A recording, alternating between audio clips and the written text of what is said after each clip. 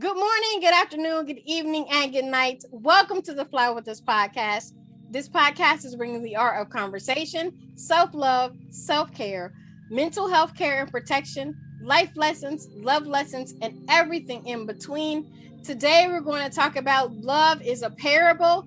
I'm your girl, Lady Bounce. And I am Picket Fence.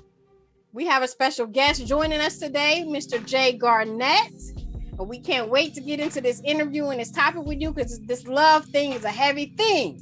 But before that, Sir Pickett, hit us with that mindfulness minute. The mindfulness minute today.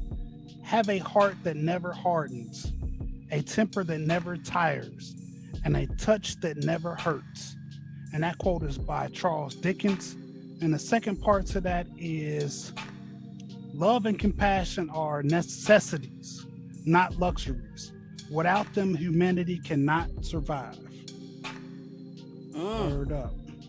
That was heavy. And that second part was by the Dalai Lama. That's heavy because we kind of live in this era right now where everybody's like, I don't need no man, I don't need no woman, forget love, and I'm solo dolo. So yeah, that was real heavy. Independent woman. What'd you say? Independent man. Independent women. Oh yeah, absolutely. Man. I'm a whole myself, which is very true. Two wholes make a more solid whole, in my opinion.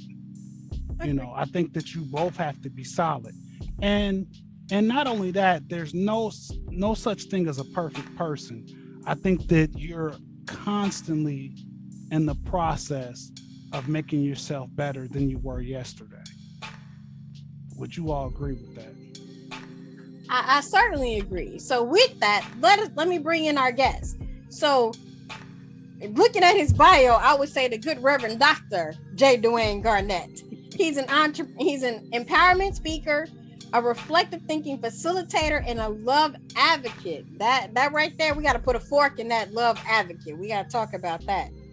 He lives in Raleigh-Durham, North Carolina, in that area. He has 20 years of experience in higher education and over a decade of senior level management experience. That means he knows people and how to make people move when he say move. That's important.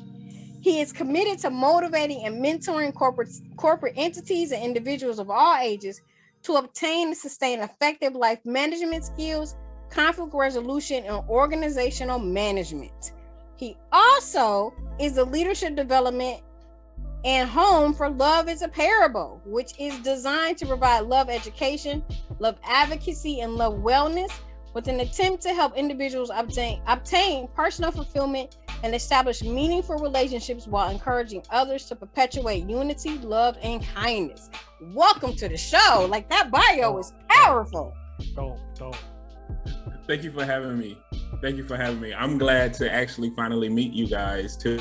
So this is like a double celebratory moment. It's a celebration, bitches. In my Dave Chappelle, Rick James voice.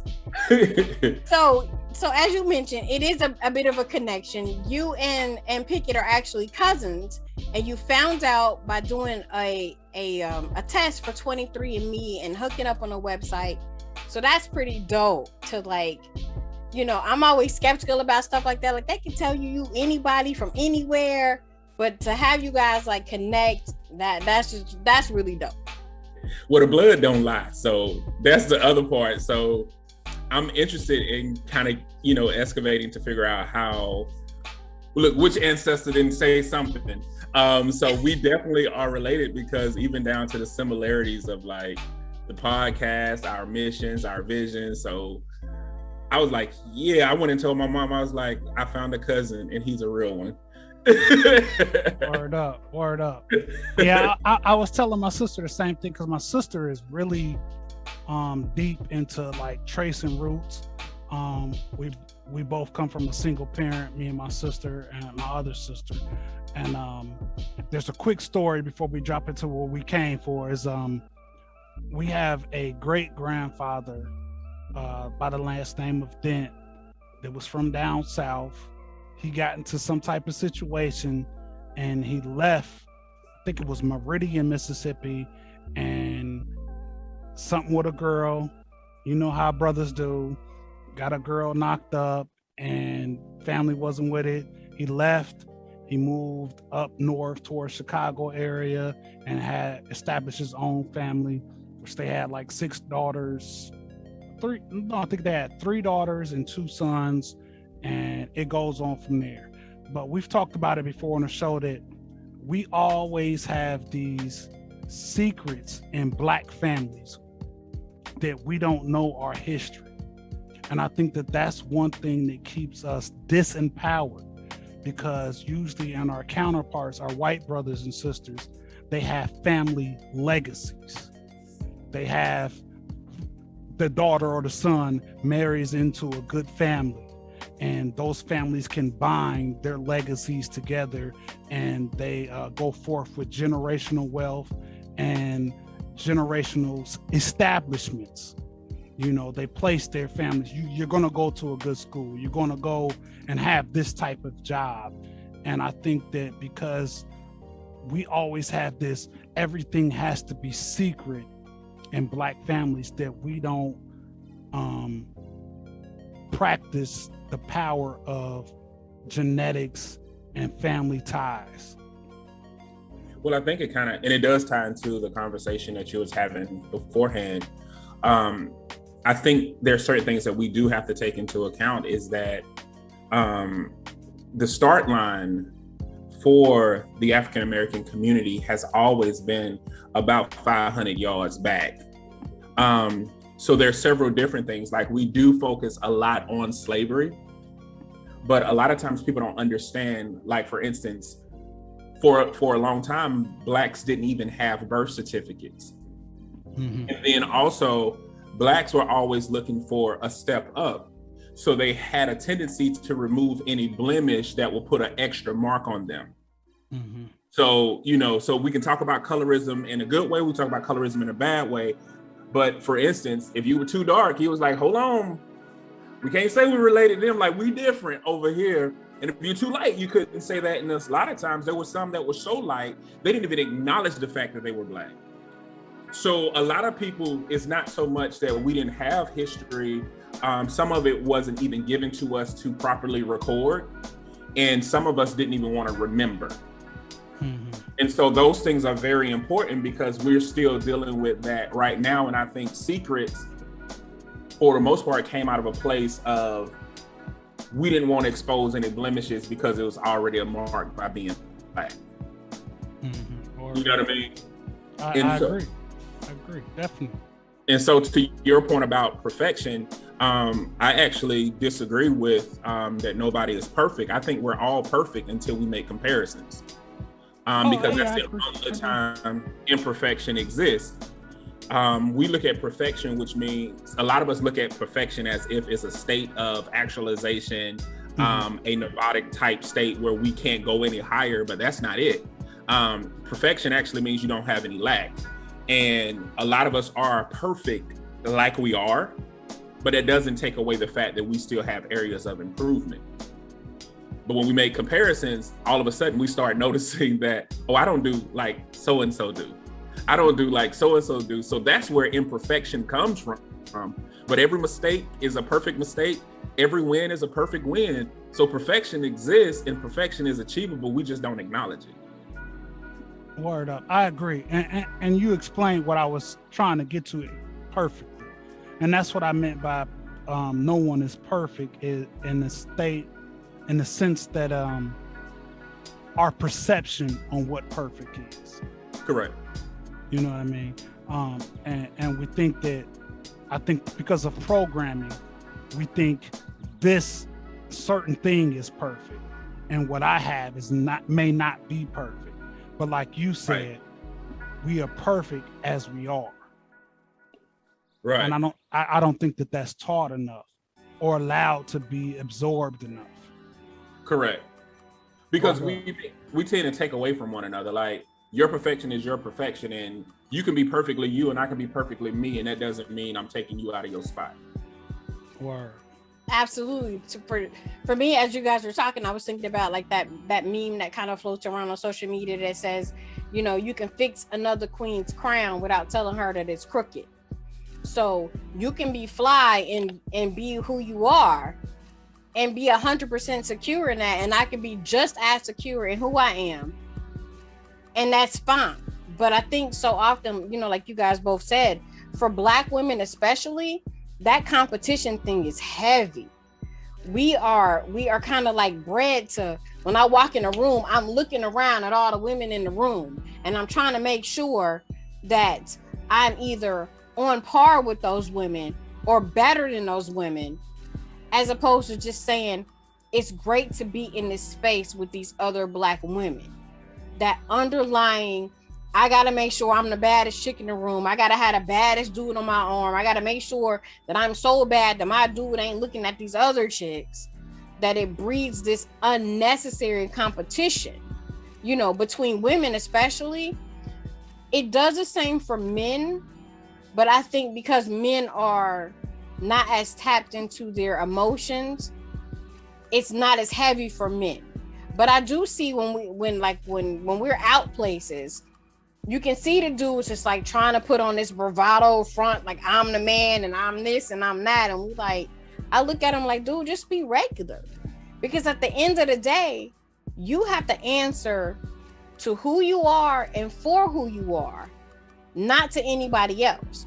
So if you out with your girl and you trying to play it up like you're the man when you're really just that guy over there, it's gonna show, and that's not attractive, because the other women in the room that are looking at you as a man can tell that you really just that guy over there. So it's far more better to just be who you are and be secure in who you are. When I go in a room, I'm not trying to be the baddest chick. I don't need that. I don't need to be the baddest chick in the room. I know at the end of the day, at the end of the night, I know who I'm going home to, and I know what it is when I get there. We need to do more, you know, as a community, to be secure in who we are, because our kids are watching us. And as a teacher myself, I see these same type of traits play out in my students, because their parents aren't secure in who they are. They're not teaching these kids to be secure in who they are, which is why we have so much division and fights and, you know, like goofy stuff. That to me, it'd be goofy stuff. And I'd be like, in the grand scheme of your life, does this really matter? But the reason why we have that issue is because we be focused on the wrong stuff. You know, like people say it all the time, you worried about the wrong stuff. We stay kind of worried about the wrong stuff, which is why we can't unify the way that we need to. We can't love the way we need to. We have this saying that, you know, well, I'm independent, I don't need no man. I'm gonna tell you, that's a whole lie. Because that man right there, I need that man. I'm not supposed to do it all. I don't want to do it all. But we have been so programmed into not needing a woman for this, for anything but sex, and not needing a man for anything but the occasional sex and money, to like it's been detrimental to us for generations in our community. We so don't want to say that we need somebody because that makes you weak. Now I need that man, and I'm supposed to need that man. We got to get that message out there. I'm supposed to need you. You're supposed to need me. You're supposed to want me. It's great if you want me. It's wonderful if you want me, really. But you are supposed to need me. We are supposed to need each other, and we get so caught up in the I got mine and you got to get yours, to the detriment of us all. Yeah, I totally agree, and I'm glad you said a couple of things. When you talked about perception and what you look towards when you walk in the room. Now me, I'm a project dude. I grew up in the projects, lived my adolescence to young adulthood in the projects. So when I walk in a room, unlike maybe women and other men, my first thing when I walk in a room, especially a room that's heavily crowded, my first priority is safety. I look for the exits. I look for something that's going, because I'm not a nosy cat by far. You know, and it's funny because my mother and my older sisters, if something's going on, oh, what's happening? They got to see what's happening. If something is happening, I want to see how I can get away from what's happening, especially if it's something that may be drama-filled or a bad situation. I want to see how I can get away from that. Because the first thing, and we've been to plenty of places, like we always took our kids to the fireworks and things like that. As soon as I hear or feel a notion of something going on, first thing I do is grab all of them by the waistline and try to direct them, like, we going this way. and what you said about perception, I think that's my perception because of being in a situation where dudes pull out guns at parties and stuff like that. I want to be secure. Another thing that you mentioned, you know, as far as the wanting and needing of people, we've in this programming state that we have to show that we're independent, and I'm so secure, and I'm so not even secure. I'm this, I'm that, I'm the coldest, that we forget about love and security. Like you said, wanting and needing. I need a partner, and not even when it comes to partners of men and women. When we think about camaraderie of brotherhood, when I go out with just the fellas, I want to make sure all my fellas are secure. If you have a friend that's with us, a girlfriend, I'm not just looking out for you, I'm looking out for that girlfriend. I want to make sure that we're secure. And I think, like you said, it's all a matter of perception and your depth in love. And that's what we're here to talk about. Love is a parable. Break it down for us, Jay. Actually, the reason why we started, it started Love is a Parable because I didn't grow up in the traditional, I didn't think I had a traditional or a normal childhood. And so love was one of those things that I've always kind of had an infatuation for, to just kind of uncover. And then I realized throughout my journey that love is one of those things that get a bad rap. The best way to describe it is, how many times have you heard somebody blame the water for bad lemonade? Right? We usually say if it's bad lemonade, we would say it needs more lemons or it needs more sugar, right? But we do the total opposite when it comes to love. We don't blame the additives.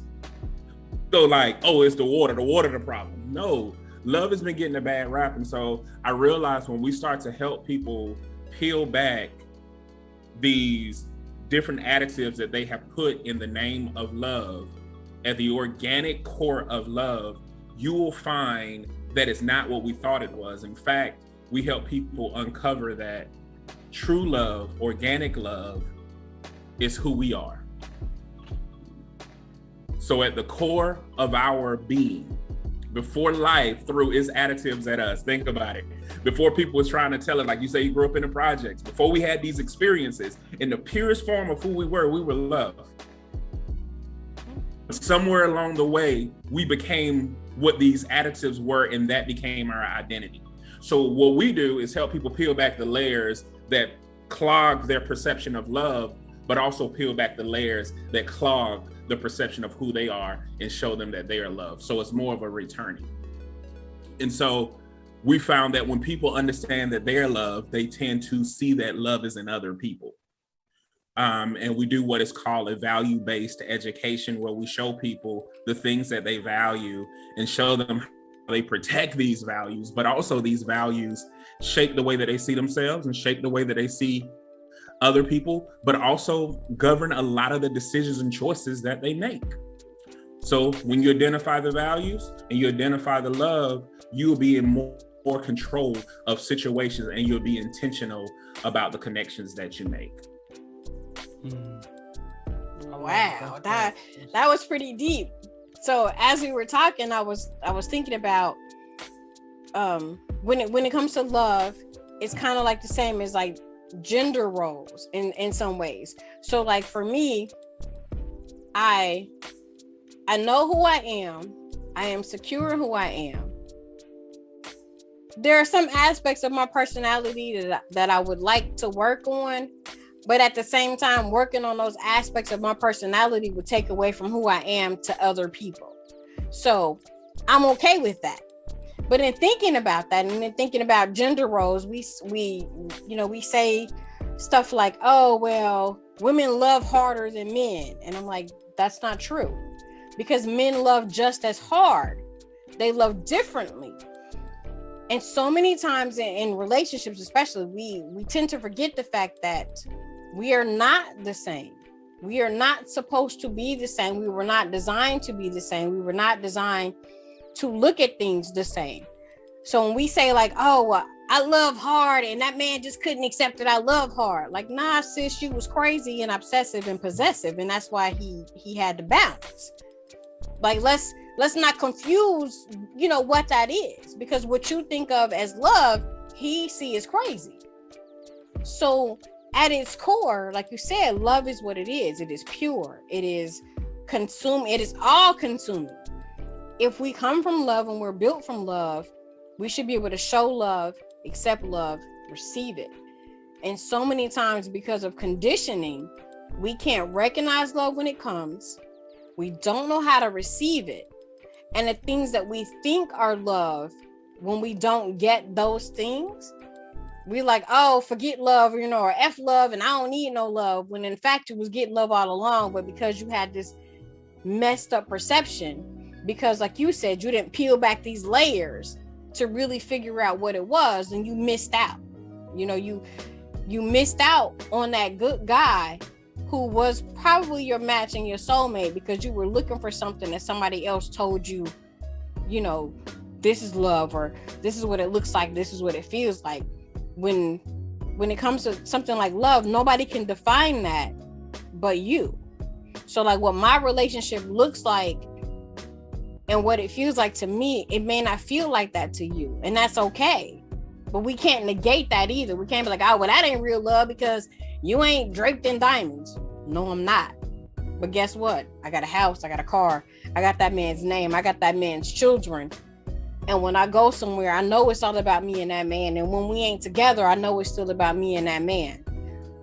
But again, like Jay said, like Pickett said, because of conditioning, we think that stuff is lame. That ain't real love. And then, like you said, Jay, you have to peel back those layers and realize that what you've been getting is really love all along, if you operate out of love in yourself. Well, I'll even take it back even further. It's like Pickett can do all of the same things that he does for you, and say it was another woman that he does the same things for. You're right, she won't recognize those things. She won't recognize them for two reasons. It has nothing to do with love as much as it has to do with alignment. A lot of times when people are talking about a relationship didn't work because of the lack of love. A relationship doesn't work because they're not compatible.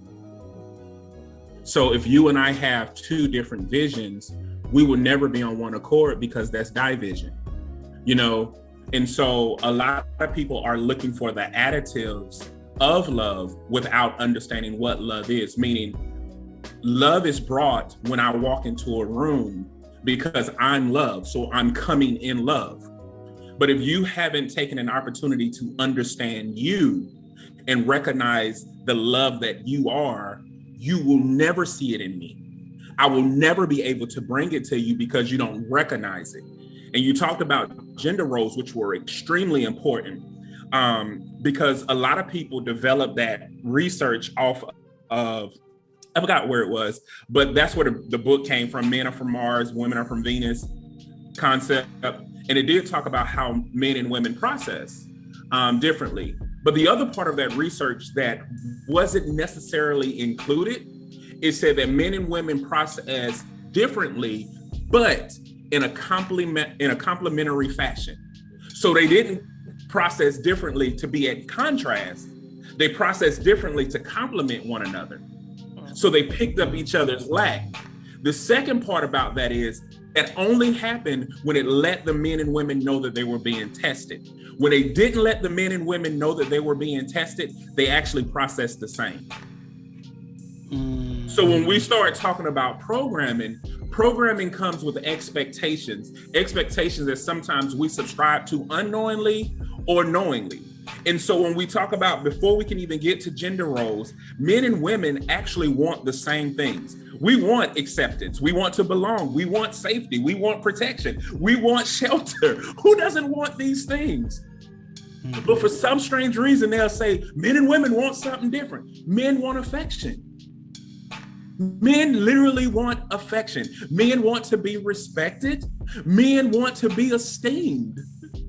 So when people start saying that they're totally different, they're not. What happened is there is some type of programming that went on that said, okay, because you're a female, this is how you're going to look at things. Because you're a male, this is how you're going to look at things. So you walk into a room already with the expectation that we're going to be at war. Absolutely. The expectation is going to be at war. And so you're like, well, I have to win this war. So you're going to make sure that they understand your perspective more, because why? Women are taught that they're smart, they're more mature than men. They're all of these things, and men are these brutes that don't have really any emotions, and the list goes on and on. They only have to provide and all of this. But the truth of the matter is, we are very much the same. And the ways that we differ should only differ in a complementary fashion, not a contrasting fashion. The war shouldn't be there. You see what I mean? And those are the things that's a little different. And we want to make sure we clarify, because we're sending too many messages with the expectation that we're going to go in something as war. Why do I always speak about all is fair and love is war? So, right? So you got so many people saying, oh, we're going to fight. We're going to do this and we're going to do that. Why? We don't have to. That's a false expectation. So I'm walking on a battlefield expecting to fight when this battlefield shouldn't be a battlefield. Word. But it could be an education center. Word. It could be an opportunity for both of us to develop and esteem our foundations and go to new levels and new depths with one another. Word. I definitely feel that's what I always say is, like you said, it's about perception. It's definitely about perception. And a lot of times we're in an era where everything is about cancel culture, when these could be educational moments. We could be learning much, much more instead of fighting much, much more. Right. Now we are running low on time, so I want to make sure that we jump into the book. I got the book in my cart. I'm ordering it tomorrow. Break down the book.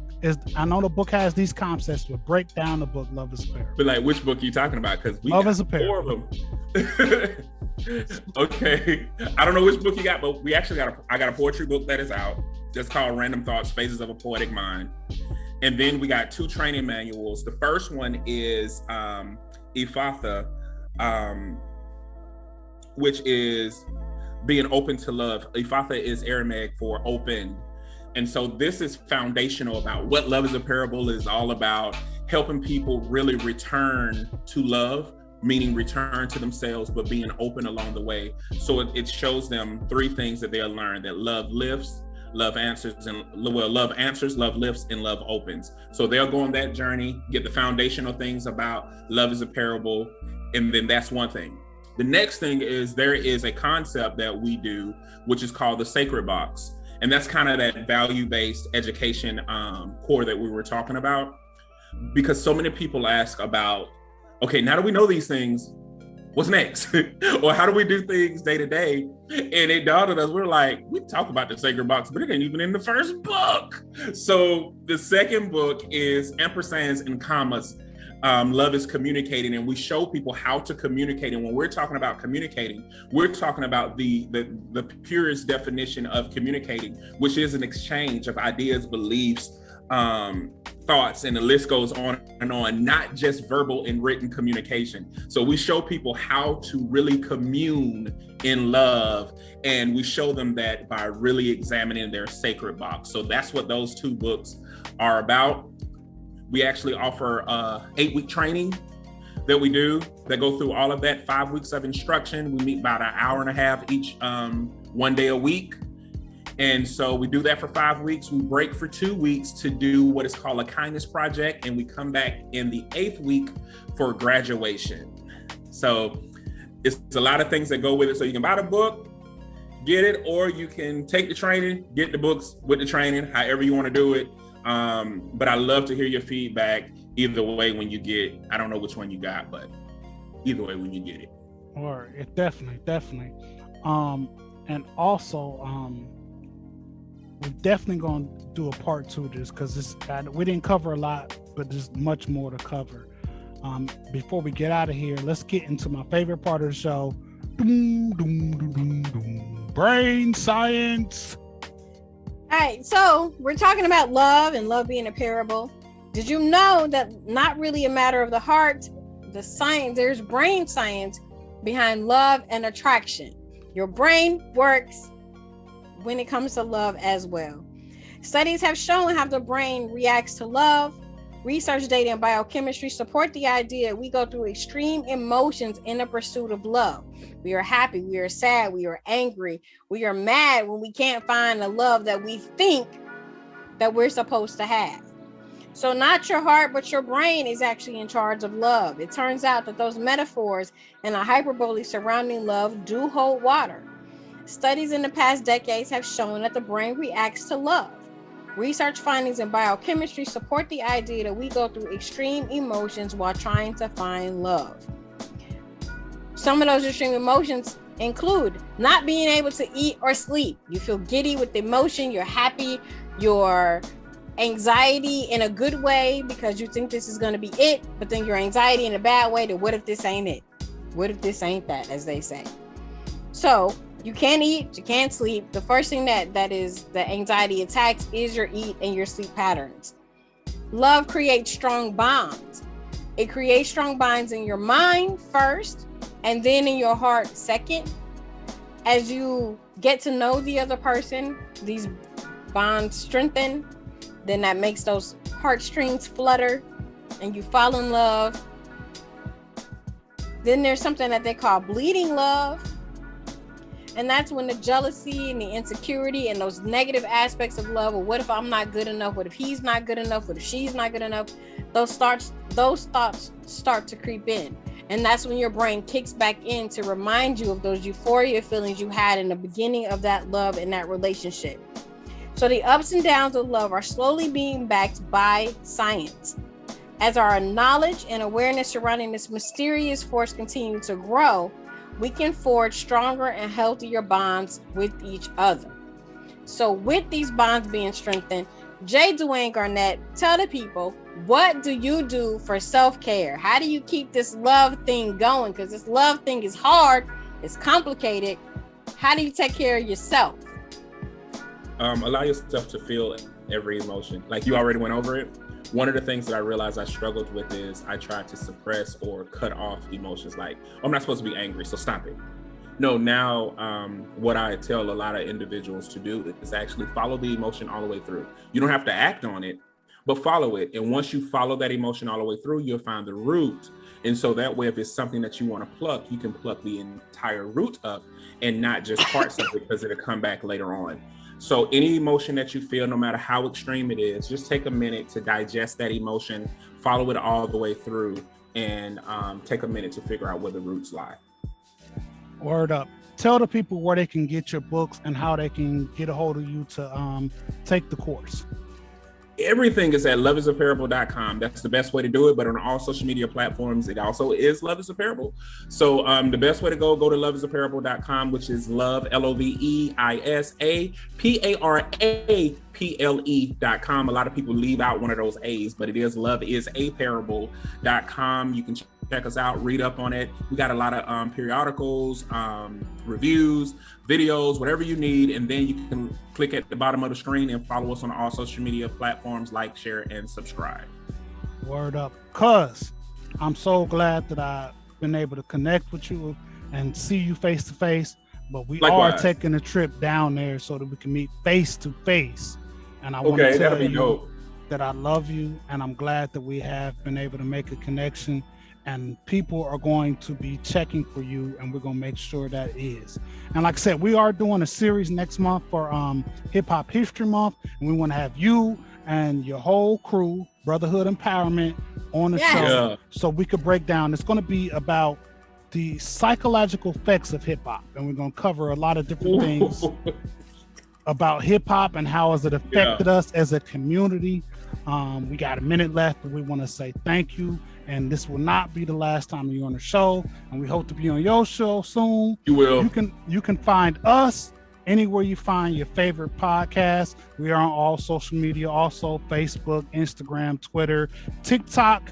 It's your boy Picket Fence. I'm your girl Lady Bounce. And that's Jay Garnett. We out. Love you guys. Love you too. Yes. Peace.